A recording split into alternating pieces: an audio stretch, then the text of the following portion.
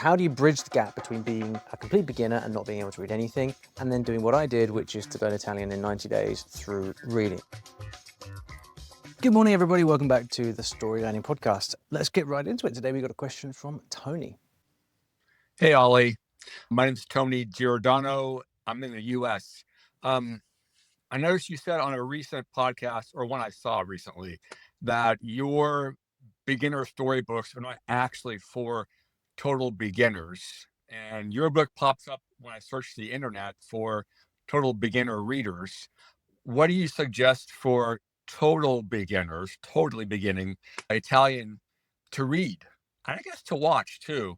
I can find movies online, but they're movies for like adults, Fellini and whoever else.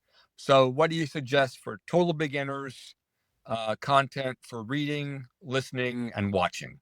Thanks so much, Ollie. Tony, thank you very much for your question. This question has been coming up a lot recently, actually, in various videos and podcasts, so it's another good opportunity to address it. So, let's just start by outlining some facts so that you can situate your own learning in the overall process of acquiring a language, because this is really important, right? It's what you'll find is where you are right now as a complete beginner is just a moment in time, and the journey itself is a very long one, right? So let's talk about this. So I have these books of short stories, as you mentioned, and they are relatively long. They are something like 4,000 words per story. And you cannot read those stories yet. And the reason you can't read them is because you don't know any of the language, right? You don't know enough words. You don't know enough grammar. You're not there yet. You cannot pick up a book and start reading when you're a complete beginner. That's fact number one. Now, fact number two is, as I've mentioned a bunch of times, I myself learned Italian from scratch in 90 days through the method that I'm going to tell you about here and through reading. So even though you cannot read my books as a beginner, that shouldn't matter, because you can get there very, very quickly and probably a lot quicker than you think. And so I'm going to talk about those two facts. Like, how do you bridge the gap between being a complete beginner and not being able to read anything, and then doing what I did, which is to learn Italian in 90 days through reading? That's what I'm going to cover here. If you are someone that wants to improve quickly, let's say you want to really get confident in a language like Italian, for example, in 3 to 6 months, you might like to get a copy of my language goal planner. What this does is it helps you just go through the motions of thinking, what exactly is it that I want to achieve? How am I going to do it? Let's set some simple goals, and then you have space to kind of check that off as you go. It's really, really simple, but when someone actually sets a specific tangible goal, far more likely to achieve it. So grab a copy of the language goal plan. It's completely free. You can get a link in the description to that. So when you are at day one of a new language, you need something that is created for beginners. Easiest way to find something that's created for absolute beginners is to simply go to a textbook of some kind or a language course that has been designed for beginners. Your bookshop is your local bookshop is chock full of them. There's tons of courses on the internet. We have our story learning courses, which you can find on our website, which are also aimed at complete beginners. It doesn't really matter what you choose.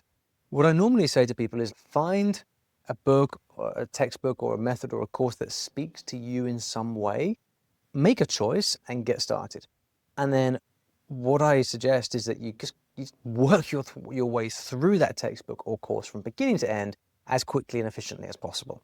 Now, inside these courses, whether it's a textbook or whatever, you are going to have dialogues or short stories or some kind of text that's written for beginners. Now, in some kind of more traditional textbooks, it's going to be like a conversation between Juan and Maria in the local shop, and Juan says, I want a coffee, please. And Maria says, that'll be €2.50, please. Thank you very much. Goodbye. It's ridiculously boring and dull, but it has the advantage of being comprehensible as a beginner, right? Because you can read that, you can look up the words, and you can understand it very, very quickly. You've got to start there because you don't know enough in the language.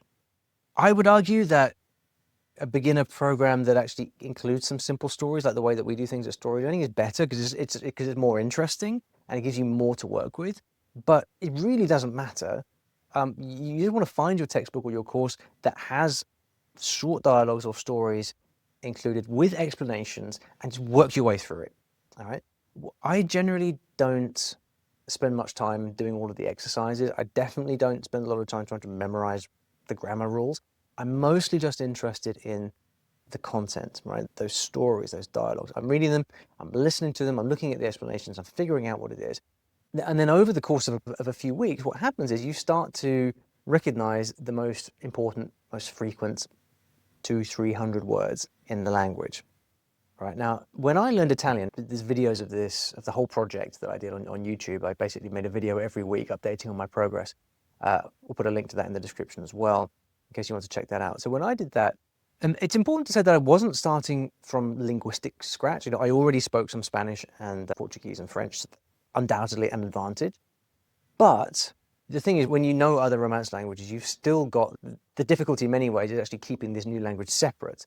Because it's very easy to just default to, say, Spanish, which is not Italian, in case that wasn't obvious. Right? So actually keeping it separate is its own chunk of work. So the point is, it's still a challenge to learn a new language, whether you know a similar language or not. Anyway, when I was learning Italian, what I did on day one is I went around and I found as many of those simple stories as I could. So I think I had a simple Italian textbook. I went to Link, and they have some very simple stories there. I'm kind of forgetting now exactly what I did. But at the beginning, I just went and found all of the resources I could for complete beginners. And I just sat down for a couple of hours a day and I was just sitting there and I was listening and reading, listening. As Steve Kaufman says, read and listen and read. And that's what I did. And I would look up words that would come up and I would just do that. It doesn't feel like study or learning in the traditional sense, right? Because at school, which is where most of us have our ideas about language learning anchored from, we're kind of used to having to, memorize rules, but this is a different approach. This is saying if you just go through enough material, enough simple stories and dialogues that are written for your level, so they're comprehensible even as a complete beginner. If you just spend enough time with them and you notice, you will pick things up. It's impossible not to. And the idea here is not to memorize a bunch of words first. You don't need to do that, because if you go through this material that's written for beginners, the most important words are going to repeat themselves naturally anyway, right? So if you think about in English, I don't know, he is. So let's say you're a beginner English learner. Do you need to sit down and memorize he is? Not really, because you're going to see it in every other sentence. So you're very quickly going to figure it out, right? You don't need to memorize stuff. And you definitely should not read material for children. That's another big misconception.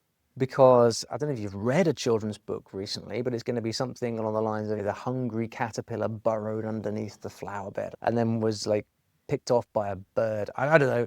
These are not words you need, right? Children's books not only are not interesting for you, but they use really weird vocabulary. So no memorizing, no children's books. And then once you've got that material, you just crack through.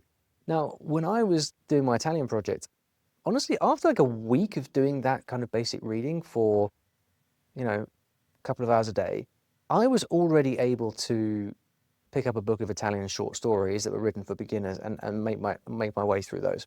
I was able to listen to some beginner Italian podcasts, for example, and make sense of those, especially if they came with the transcript. I'm basically trying to gradually increase the challenge level of the material I'm reading as I get better. So as I get stronger, as I recognize more things, I'm aiming to gradually increase the challenge of the reading. So in many ways, if you think about this, what I'm telling you to do here really is not to study, right? What I'm really telling you to do is spend time in the company of the language at the right level. And so the hardest thing really is selecting the right materials. That's actually the hardest thing, because let's say you're reading a story that's at your level and now you want something that's slightly higher, slightly harder. Where do you actually go to find that thing that's slightly harder? It's not obvious, right? It's not easy to find material that's at specific gradations of level. That's in many ways is what we are trying to do here at StoryLearning, is to kind of create that material. And which is why I think really our storytelling courses are, and obviously I would say that, but that's the whole point of them, right? The courses are there because they just give you all the material there, so you don't have to worry about going off and looking for them. But that's essentially the practice. And what you'll see if you watch that Italian project that I did is that after a month of doing this, so going from reading really short, simple beginner stories, progressing up to reading actual short stories and listening to basic podcasts, after a month of getting this Italian in my head for 2-3 hours a day, I knew a lot. Now, I couldn't speak yet, but that doesn't matter. That's not the point. Like at the early stages, your goal is just to accumulate knowledge, to accumulate familiarity. Can you accumulate familiarity? You can't really. Can you? To gain familiarity with the language, and your brain will start to process all this stuff in the background with every repetition and every time that you see that word again. So it really is the most natural process. As we said, no memorizing, please. No children's materials. No studying grammar. Don't need to do any of that stuff. Would you use flashcards? I mean, look, I'm not against using flashcards. If there are, let's say that you're reading these stories and there are certain words that come up and they're just not going in, like you're just not learning them for whatever reason, I have no problem with you storing those words on flashcards and then looking them up whilst you're waiting for the bus. I think that's completely fine. You just want that to be a kind of side quest, really. It's not a replacement for the actual activity. I think where a lot of people get into trouble is they start to think that if I can just spend 3 hours a day on flashcards, then I'll learn a bunch of vocabulary. It doesn't work like that. Like the simple explanation for language acquisition is you spend as much time as possible listening and reading to the language at a level that you can understand, and you will become so familiar with it that you end up acquiring the language. It really is as simple as that. Now, languages with different scripts present a bit of a challenge, right? So if you're reading Japanese, for example, or Russian or Arabic, and here's how I approach this. If your language has a different script, but it's simple, so here we're talking Russian, we're talking Korean, we're talking Greek, we're talking Arabic, we're talking Japanese hiragana and katakana, not kanji, obviously, then your best bet is to sit down and learn the script in a weekend. You can do that with all those languages. Thai might take a little bit longer, a bit more difficult, but Arabic, Korean, hiragana, Russian, you can learn it in a weekend. So sit down, knock it out. Now you know it. It's going to take you a few more weeks to kind of get very comfortable reading it, but honestly, learning that script. There's very few things in language learning where you can put in a small chunk of work and get massive results from it. So learn the script as soon as you possibly can, because it's kind of tough at the beginning, but once you've got it, you've unlocked the entire language. So there's a trade that I would make all day long. Now, when it comes to more difficult scripts, like something like Mandarin Chinese, for example, or Japanese with the kanji, then it's a slightly different story, because it's going to take you years to learn all of those, is the truth. You are not going to learn Chinese characters in a year, unless you're some kind of memory hacking super freak who can just, most of us are not that person. I'm certainly not. And so then you've got a choice about how you approach it. And the choice is really either, the way that I think most people frame this is, well, I'm not going to read because I don't know Chinese characters yet. To which I would respond, well, it's going to be years until you know Chinese characters well enough. So, well, you're just not going to read? That's not an option to not read, because reading is the foundation of learning. And so we need to start reading in the language, even if it's a kind of suboptimal method of doing it. And so my approach would be to say, let's start learning the Chinese characters properly, right? Because it's going to take a couple of years to do it. So let's start learning that. But in the meantime, let's use pinyin or whatever kind of transliteration system there is in the language, so that you can start to read stuff like right now, today, in the language. Is it ideal? Do we really want to be reading lots of stuff in pinyin? No, we don't. But is that better than not reading at all? Yes, it is.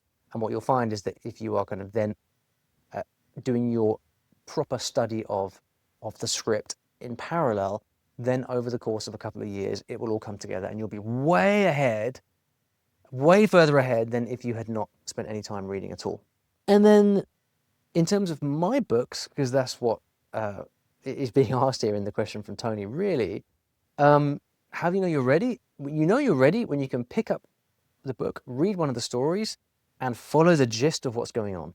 That's really the litmus test. With any reading, what I'm looking for is, if I can follow, I don't need to understand everything, but if I can follow the gist of the story, if I can follow and get the core meaning out of the plot, to the point where it feels like it's a useful exercise, you're ready. We want some challenge. Challenge is good. We just don't want it to be so difficult that you don't understand anything. So there you go. That was a long, in-depth answer for how to start reading when you're a beginner. Hopefully that gives you something to chew on. Whatever it is, like if you've taken one thing from what I've said here that you're going to bring back into your language learning, then the most important thing you can do is actually set that in stone and set an intention to actually do that thing. So download the language goal planner, because that will give you the opportunity to make that decision and stick with it, so that you actually, you're not just sitting here listening to me blabbering on, but you're actually taking some of these ideas, implementing it in your learning, and actually seeing yourself getting more fluent in the language, because that is ultimately what we want.